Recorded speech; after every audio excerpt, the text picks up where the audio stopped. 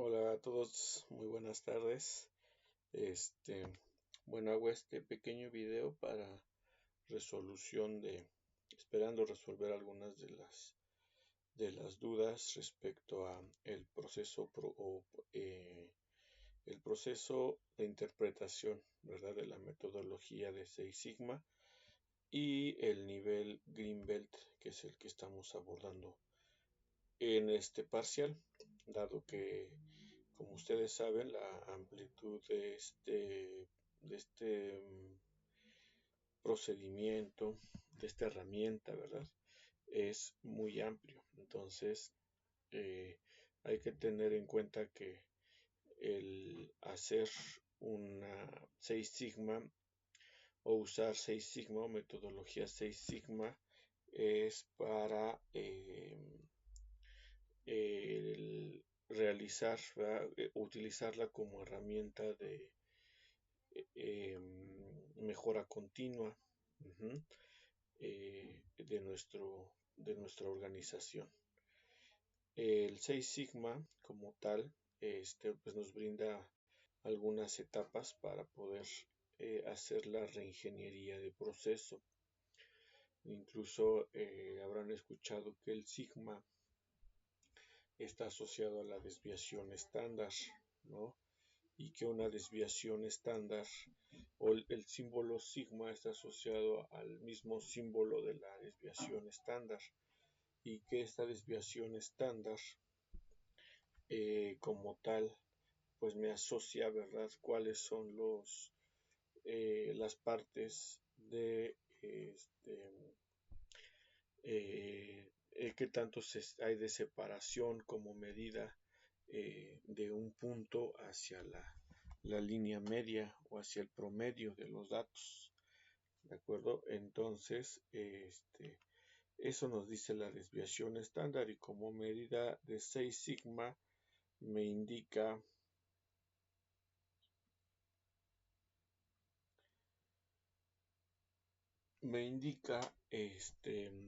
que solamente habrá 6 sigmas dentro de esta separación de datos. Es decir, que todos mis datos deben de caber en 6 sigmas, 6 desviaciones estándar como en una línea recta. Ajá, y todos los datos deben de estar ahí. Entre más se salgan, quiere decir que hay más defectos o errores en mis procesos. Entonces, de eso se trata de manera sintetizada. Y aquí pues lo vamos a hacer, o se está haciendo de manera que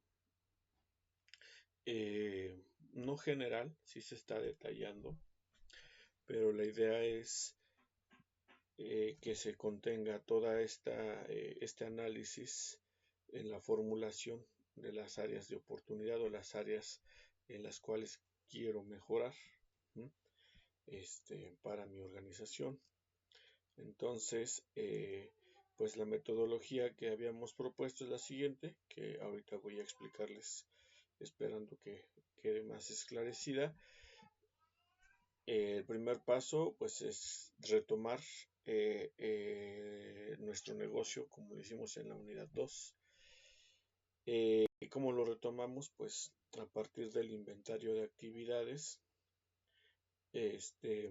Nosotros seleccionamos estas actividades, las cuales son aquellas que se realizan dentro de mi negocio, ¿verdad? Todas, hasta cómo se recoge un balde de agua, hasta cómo se va a tirar el agua para trapear, etcétera.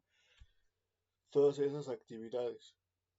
Y todas estas actividades están integradas por un número de actividades, subactividades, que llamamos factores. Uh-huh. Estas subactividades pues obviamente desmenuzan las actividades que se hicieron en la unidad número 2 como si fuesen instrucciones para realizar dichas actividades, ¿verdad?, en una o muchas formas. Esto me da la razón de que pues pueda dividirlas, y que pueda pues sí hacer más actividades, pero no es que vayamos a trabajar más, sino es que vayamos a tener un mayor control. Eso es lo que nos ayuda y esta es la forma sistémica de verlo. Entonces, posterior a esto, nosotros hicimos un diagrama de redes en el cual se enlazan pues todos los factores, ¿verdad? Bueno, no se enlazan, se ponen realmente y distinguíamos, o nos preguntábamos qué tanto impacto tiene un factor en todos los demás, ¿verdad? Un factor en todos los demás. ¿Cómo sabíamos? Pues si influía o no en el proceso de dicho factor para poder hacerlo. Por ejemplo, un factor puede ser la cuestión económica, ¿no? Dentro de la organización. Este, Podría ser inversión inicial o inversión semanal. Ahí podríamos ponerlo como factor, ¿no? Y no lo podríamos relacionar con otro, por ejemplo, en mantenimiento, otro factor independiente, ¿no? Y preguntarnos, ¿el factor inversión influye en el mantenimiento? Pues totalmente, ¿no? Porque sin inversión no podemos comprar los suministros para dar mantenimiento. Entonces se hace con una flecha de inversión hacia mantenimiento. Y lo mismo nos podemos preguntar cómo influye el factor inversión en todos los demás factores. Si regresándonos al ejemplo, el factor mantenimiento influye en el factor inversión, pues no totalmente, ¿verdad? Porque finalmente es algo que se requiere, no es algo que determine no es algo que determine la,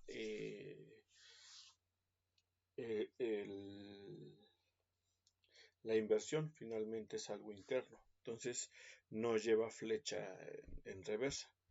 Así es como se realizó el diagrama de redes, ¿no? La idea es que interactúen los factores con todos los factores. El siguiente paso es recopilar la información por dichos factores, porque como los factores que constituyen, como ya lo mencioné, al inventario de actividades es la forma más específica de todas las actividades, pues todos deben de recolectar información. La información puede ser cualitativa o cuantitativa. La información cualitativa, pues obviamente no la obtengo en números, y la cuantitativa sí la obtengo en número. Pero pues, idealmente y de manera estadística habría que tener la forma de estandarizar todo a una manera cuantitativa. Entonces, la forma más correcta es hacer uso de indicadores. Y los indicadores, pues como ya vimos en algunos ejemplos, a partir de cierta información me ayudan a transformar la información a números. Esta forma de los números pues me ayuda a hacer la estadística, ¿verdad? Como sabemos, pues un indicador lo hacemos a partir de la información que me da el factor, por ejemplo, la inversión. Otro ejemplo, la venta, ¿no? O la forma de venta. Otro factor es análisis de inventario, por ejemplo. Entonces, cuando no tenemos la de manera cuantitativa, lo que podemos hacer es, a partir del procedimiento del indicador que yo les propuse o que ustedes investiguen, vamos a obtener una pregunta al final o un reactivo, y ese reactivo va a tener posibles respuestas. Entonces recordando que las posibles respuestas van a tener un número designado. Puede ser consecutivo, puede ser abierto. El chiste es que tengamos un número y que nosotros sepamos qué significa ese número, ¿verdad? Ahora, ese número me va a ayudar a definir las respuestas que voy a obtener con mi indicador. Recuerden que el indicador me ayuda a evaluar, ¿verdad? Me ayuda a evaluar la información y calificarla. Y ya calificándola, pues también nos ayuda muchísimo porque ayuda a seleccionar, clasificar la información en una escala. Si ustedes ponen 3 respuestas, de 3, o una escala de 4 respuestas, o de 5, etcétera. Esa es la forma en cómo transformamos lo cualitativo a lo cuantitativo. Ahora, una vez que tenemos ya todos nuestros factores a una forma cuantitativa, pues la ideal es recopilar la información, pero como ustedes no están dentro de la organización, pues vamos a proponer datos. La idea es que tuvieran por cada factor 60 datos. 60 datos cuantitativos, ¿verdad?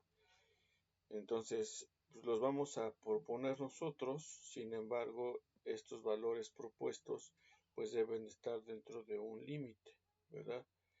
De unos límites. No podemos poner valores muy bajos o muy altos si no están dentro, por ejemplo, de si mi inversión es promedio 2,000 pesos, no voy a poder meterle 80 o 40 pesos, ¿no? Eso realmente se sale de los límites, sino que darían pues un promedio entre, por ejemplo, 1,000 y 3,500, ¿no? Mis valores de inversión, para proponerlos. Estos datos pues son aleatorios.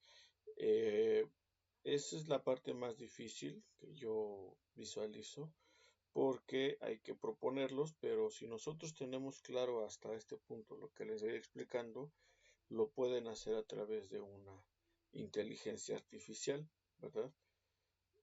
Y sería, pues podría ser una forma de hacer más rápido el proceso. Entonces, algunas de las características que pueden acompañar las tablas de los valores que ya ustedes obtienen, pues puede ser, por ejemplo, pues cuando la fecha de recopilación, la hora cuando se recopila. Esto lo pueden poner ustedes, ¿verdad? Sin embargo, pues puede ser ausente de esta información. En condiciones reales es necesario, ¿verdad? ¿Por qué? Porque nos da información de cuando se obtuvo un dato y poder rastrearlo, y pues nos da más información, obviamente. Y esas son algunas ideas. Ustedes le pueden poner más información de lo que se requiera, ¿verdad? Y algo obligatorio pues es que sí debe de tener un número consecutivo cada dato, el 1, el 2, el 3, etcétera, ¿no? Porque esto me va a dar la idea de que de cómo se está, pues cómo los vamos a identificar, ¿no? ¿Cuál es el valor 1, cuál es el valor 2, etcétera? Bueno, siguiente, pues si ya tenemos nuestra tabla realizada, pues se sugiere hacer un análisis de frecuencias. Es decir, pues qué tanto se repite un dato, cómo es que están dados la información, cómo están, cómo se comportan, y esto se sugiere que se haga a través de una gráfica, pues que ustedes dominen, pero que también sea ad hoc a ese tipo de factor, ese tipo de información del factor, porque pues, lo que queremos ver es cómo cambian o cómo se compara un dato con otro de ese mismo factor, ¿de acuerdo? Yo pues podría verme muy cerrado y pues solicitarle solamente un histograma, un gráfico de pastel, pero hay más, ¿no? Por eso lo dejo abierto, pero también pueden ser esos dos solamente. Y otra es que hagamos una gráfica de dispersión, la cual pues nos proporciona información sobre qué tan cercanos están los datos respecto a la línea de tendencia. Quienes no tengan idea de cómo se hace una gráfica de dispersión, pues hay que seleccionar los datos que quiero graficar. Generalmente es el número consecutivo y el valor del dato o la calificación que resultó del indicador. Y posteriormente le doy en graficar. Es un simbolito de un cuadrante XY con varios puntitos gráfico de dispersión. Y ya una vez que esté la imagen, le dan clic secundario a un punto y le sale agregar línea de tendencia lineal. Y ya, ese es el gráfico de dispersión como tal. Aquí agrego un link que voy a poner ahí en el grupo y en el video para que puedan incluso ver cómo es que se da el paso a paso manual y en Excel. Bueno, una vez que tenemos la gráfica, pues nos damos a la tarea de visualizar cómo es que se comportan los datos respecto a la línea. Cuando se alejan mucho los datos, generalmente nosotros tenemos pues una mayor dispersión. Cuando se acercan a la línea tenemos mayor agrupación de datos. Cuando todos los datos se van hacia una sola región y no están cerca de la línea, tenemos un problema, un error o un defecto. Esos son los que tenemos que tener atención, hacia dónde se van las agrupaciones de datos para posteriormente definir que ese es un problema. Ahora, si se dan esos comportamientos, esos problemas hay que anotarlos y visualizar en qué otros factores se da la misma problemática, y si los problemas coinciden, quiere decir que esas áreas son las áreas afectadas. Y cuando no coinciden, pues quiere decir que tenemos muchos problemas en toda la organización, ¿verdad?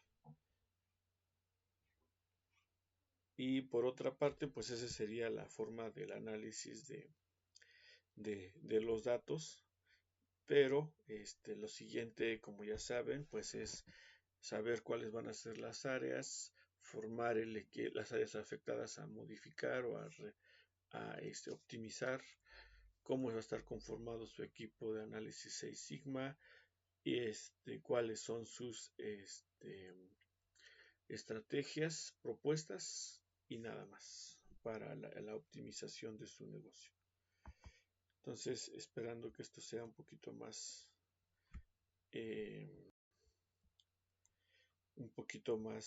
profundo, pues lo incluyo como explicación.